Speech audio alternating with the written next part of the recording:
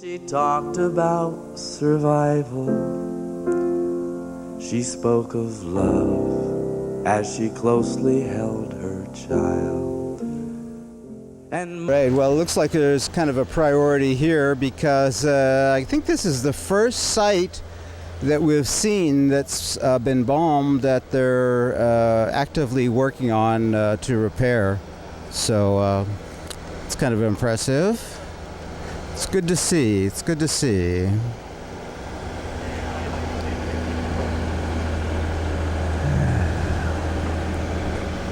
Let's. What's interesting to me here is to see how these railings over here have been bent, kind of indiscriminately. You know, you see these railings are intact, but these railings are just bent like blades of grass. So you can get some idea of the horrific impact of these bombs. And the terrible thing is that these bombs are just a little bit here and a little bit there, kind of really scattered all around town. So you have no idea if you're next, and it really is an object of American terrorism. Okay, here's Barry. Ready?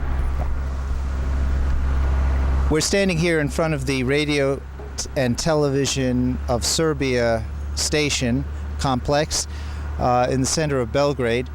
This building, which represents the heart of the Yugoslav media, was bombed and destroyed on April 23rd, 1999 by American jets, maybe 30,000 feet above. As you can see, it's completely obliterated. In the bombing, 17 people, journalists, cameramen, and regular workers in the building complex were killed. 6 of them were incinerated beyond recognition. We don't even have the identities of those 6. One person, I am told by one of the leading television journalists, was a doorman who was completely dismembered, and his body parts were blown across to the other side of the street, about 800 meters, and were collected later. Part of this complex includes the Belgrade Youth Center. Here we have on the left of Radio Television Serbia the Belgrade Youth Center, which was destroyed at the same time. Fortunately, no one was injured or killed during that blast. The building was evacuated, but it is a good example of how the children, the elderly, and those least able to defend themselves were victimized by this American military and NATO military aggression.